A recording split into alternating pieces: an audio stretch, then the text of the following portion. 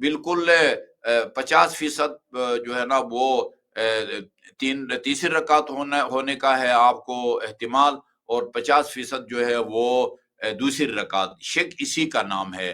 اب اس کو تیسری رکعت سمجھ کے آپ نماز کو مکمل کریں، لیکن یہ جو امکانی کمی ہے، ہو سکتا ہے حقیقت میں در واقع وہ دوسری رکعت ہو، تو اس امکانی کمی کو پورا کرنے کے لیے وہاں کہا جاتا ہے کہ آپ نماز احتیاط پڑھیں۔ وہ اسی صورت میں جب 2 اور 3 میں شک ہو، یا تو کھڑے ہو کے آپ ایک رکعت نماز پڑھیں، جس طرح نماز وتر جو ہے وہ نماز تہجد میں پڑھتے ہیں، یا پھر بیٹھ کے 2 رکعت نماز پڑھیں، جس طرح عشاء کے نوافل جو ہے نا آپ وہ پڑھتے ہیں۔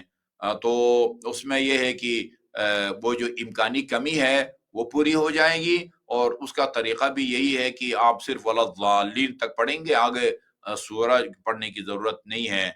تو یہ نماز احتیاط کہلاتی ہے جی۔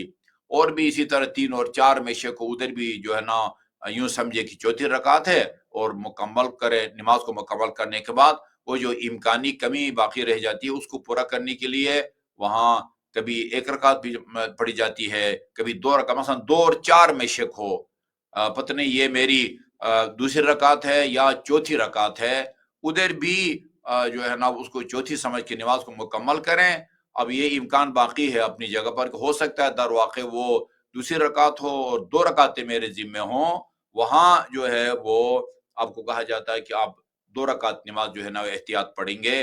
بالفرض اگر وہ 2 رکعت تھی تو یہ ان 2 رکعتوں کے ذریعے وہ کمی پوری ہو جائے گی۔ یہ نماز احتیاط کہلاتی ہے جی۔ جی آغا صاحب، اگلے سوال کی جانب چلتے ہیں، اور بعد السلام انہوں نے یہ سوال پوچھا ہے کہ میرا نام محمد اسماعیل ہے، کراچی سے عرض کر رہا ہوں، اور میرا تعلق نگر گلگت سے ہے، اور آغا صاحب کے بھی علم میں ہے کہ ہمارے علاقے میں سن بلوغت کے متعلق مشہور ہے کہ کم از کم ہمارے بلوغت کے زمانے میں یہی تھا کہ اگر پیدائش رمضان سے پہلے قریب میں ہوئی تو 15 سال میں روزہ نماز واجب ہوتا ہے، اور اگر رمضان کے فوری بعد یا قریب میں ہو تو 16 سال کی عمر میں روزہ نماز واجب ہو جاتا ہے۔ اور میں نے بھی 16 سال کی عمر میں ہی نماز روزہ شروع کیا ہے، لیکن ابھی مجھے محسوس ہو رہا ہے کہ شاید 1 سال کی دیر ہوئی ہے ان تمام تر اعمال کو شروع کرنے میں۔ تو آغا سے سوال یہ ہے کہ اس بات کی تصدیق کروانے کی استدعا ہے کہ یہ صحیح ہے یا نہیں، اور اگر دیر ہوئی ہے تو نماز کی قضا کرنی ہوگی یا نہیں، اور روزے کی صرف قضا ہوگی یا اس کا کفارہ بھی واجب ہوگا، اس کی وضاحت فرمائیے گا۔ دیکھیں جی، ہم اس سے پہلے بھی یہ مسئلہ بیان کر چکے ہیں کہ یعنی مرد لڑکے کے بالغ ہونے کی 3 علامتیں اور نشانیاں ہیں۔ ایک یہ کہ چاند کے حساب سے اس کے 15 سال مکمل ہوں، 16واں سال شروع ہو۔ 16 سال گزرنا ضروری نہیں ہے، 15 سال ختم، 16واں سال شروع، تو یہ بالغ ہو جاتا ہے۔ دوسری علامت یہ ہے کہ اس پر غسل جنابت واجب ہو جائے، احتلام ہو جائے اس کو، وہ بھی بالغ ہونے کی نشانی ہے۔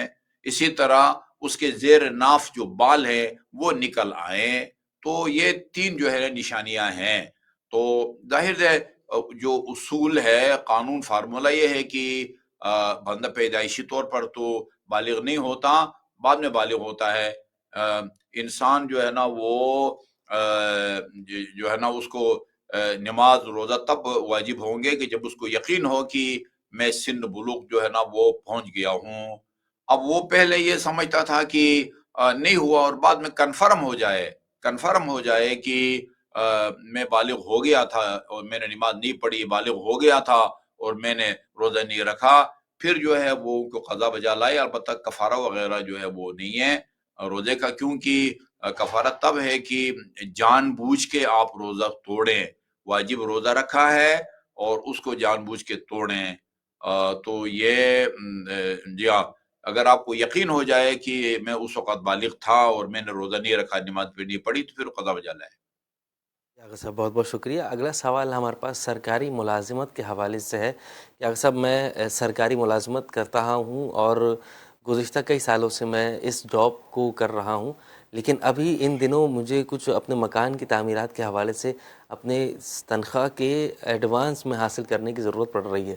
تو کیا میرے لیے یہ چیز جائز ہے کہ میں اپنی تنخواہ ایڈوانس میں حاصل کروں اور پھر بعد میں وہ بغیر تنخواہ کے کام کروں. ایڈوانس لینا میرے لیے ضروری ہے، تو کیا یہ شریعت میں اجازت ہے ایڈوانس لینے کی یا نہیں؟ اس کی وضاحت فرمائیے گا. نہیں، کوئی ممانعت نہیں ہے جی. آپ کسی سے قرض بھی لے سکتے ہیں، آپ اپنے ایڈوانس بھی لے سکتے ہیں، اس میں کسی قسم کی شرعی نہ قباحت ہے نہ ممانعت ہے.